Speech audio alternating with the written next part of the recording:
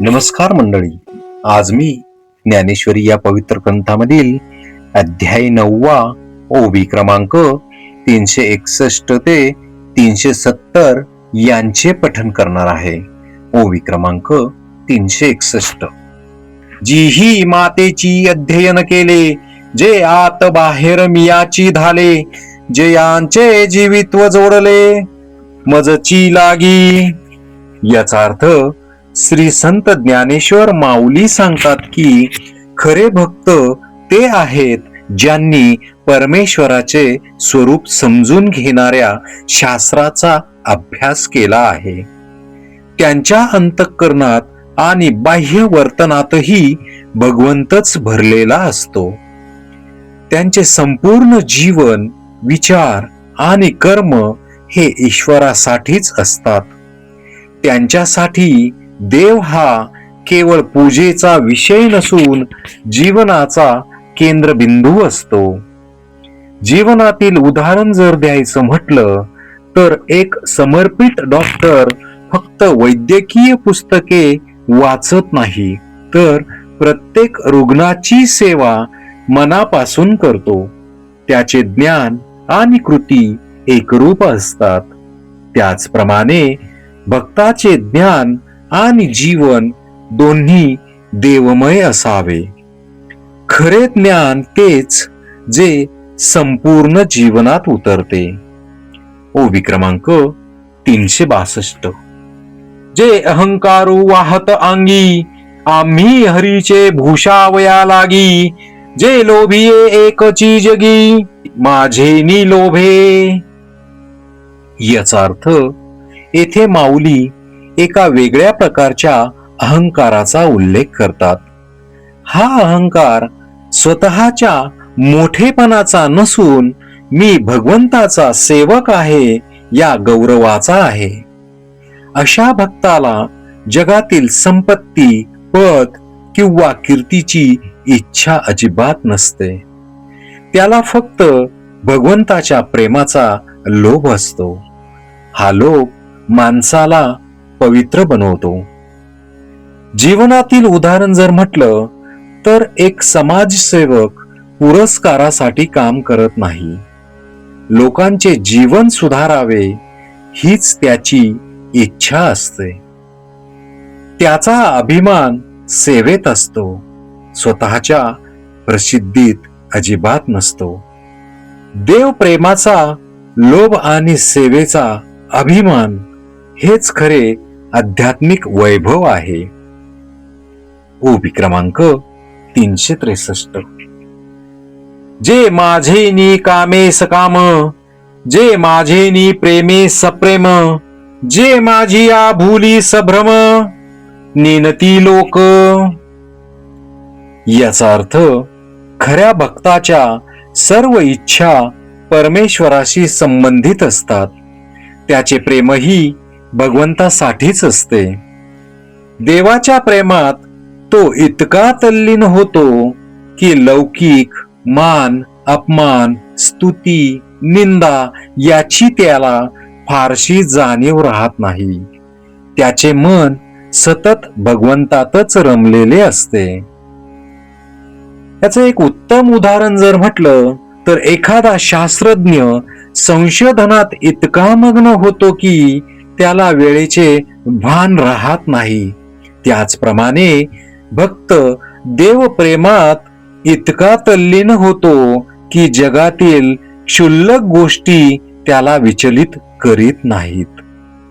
परमेश्वरावरील प्रेम वाढले की जगातील मोह आपोआप कमी होतो. ओवी क्रमांक 364. जयांची जाणती मजची शास्त्रे, मी जोडे जयांचे नि मंत्रे, ऐसे जे चेष्टा मात्रे, भजले मज.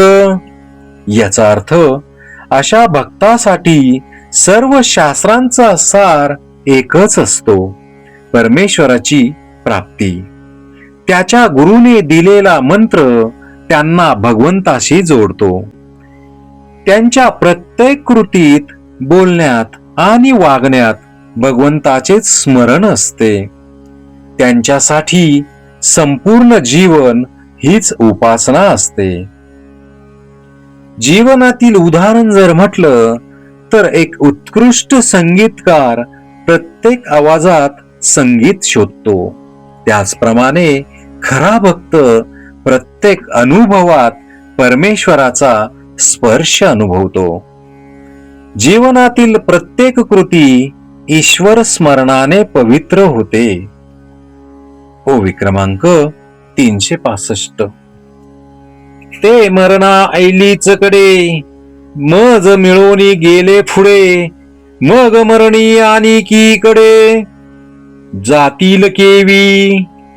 याचा अर्थ भगवान श्रीकृष्ण असं सांगतात की भक्त जिवंतपणीच माझ्याशी एकरूप होतात. त्यामुळे मृत्यूनंतर त्यांना दुसरीकडे जाण्याचा प्रश्नच राहत नाही. ज्याने आयुष्यभर देवाशी एकरूपता साधली त्याच्यासाठी मृत्यू हा केवळ शरीराचा अंत असतो, आत्म्याचा नाही. तो सदैव परमेश्वरातच राहतो. जीवनातील उदाहरण जर म्हटलं तर नदी समुद्राला मिळाल्यावर ती पुन्हा स्वतंत्र नदी राहत नाही. तिचे अस्तित्व समुद्रातच विलीन होते.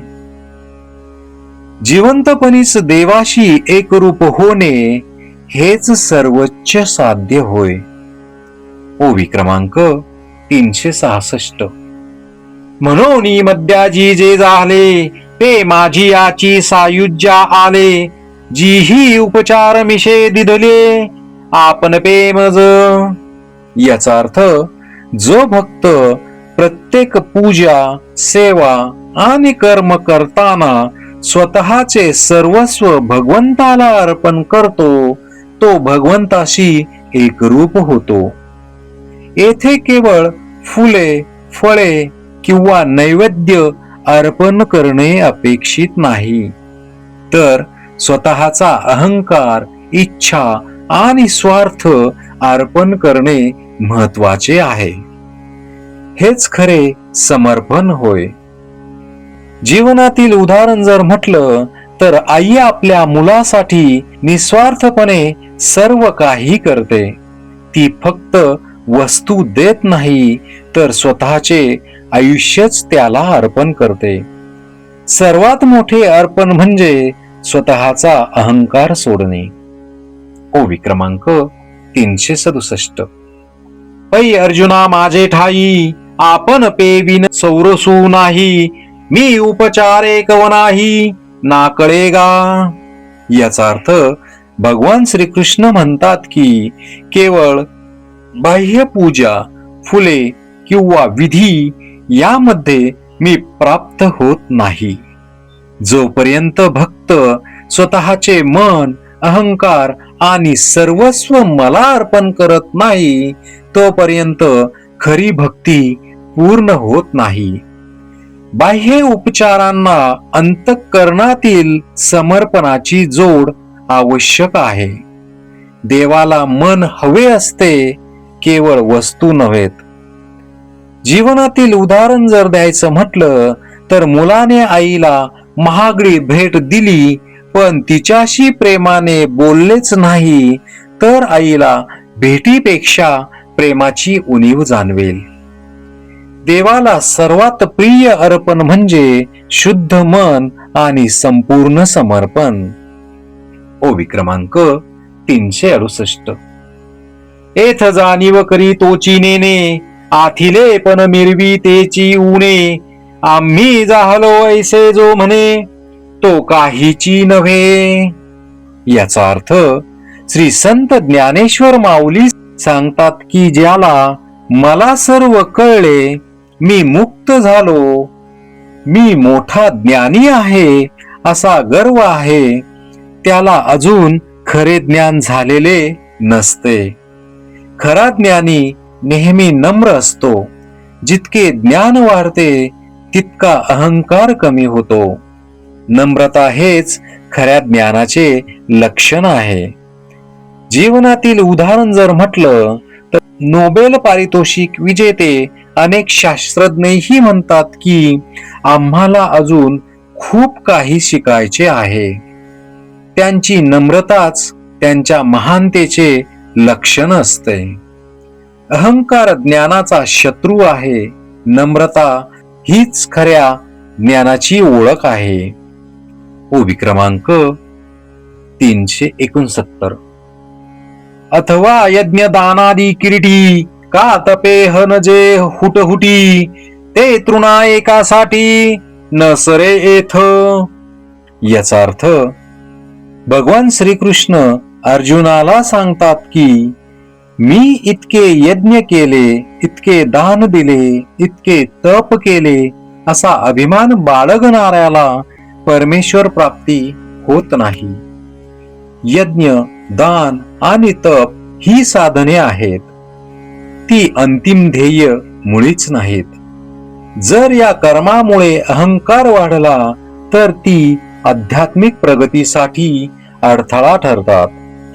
देवाला कर्माचे प्रदर्शन नको असते, तर नम्रता आणि समर्पण हवे असते. जीवनातील उदाहरण जर द्यायचं म्हटलं तर एखादा श्रीमंत माणूस मोठे दान देतो, पण सतत त्याची जाहिरात करतो. दुसरीकडे एक गरीब व्यक्ती शांतपणे गरजूला मदत करते.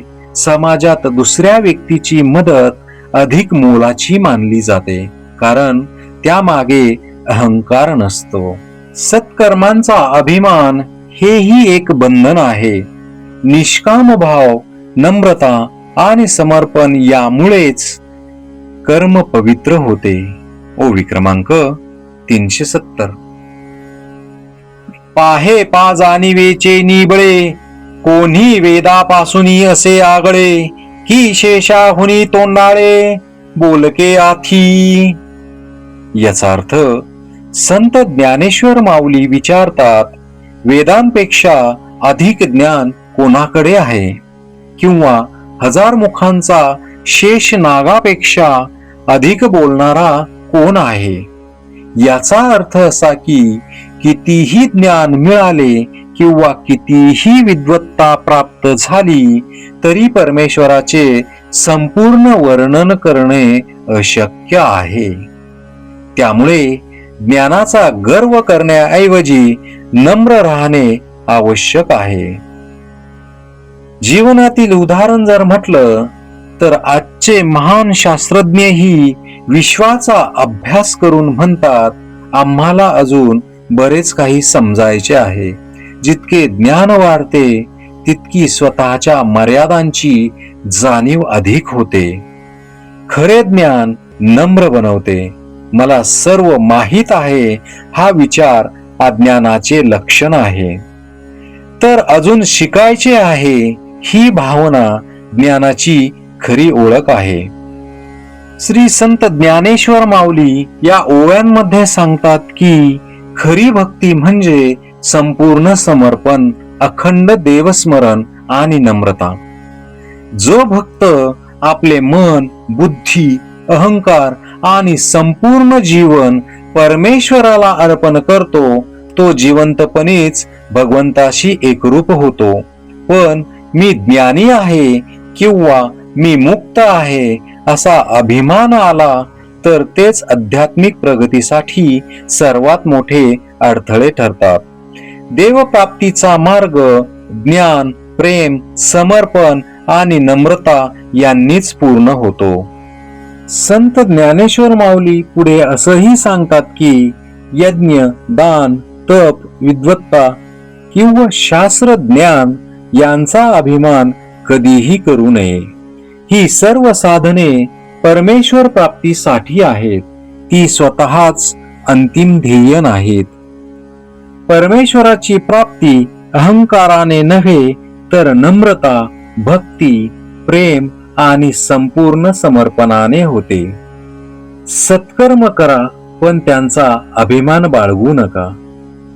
विद्वान व्हा पण नम्र राहा. जितके ज्ञान वाढेल तितकी नम्रता वाढली पाहिजे.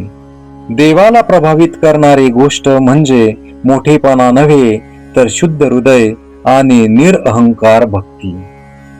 श्री संत ज्ञानेश्वर महाराज की जय.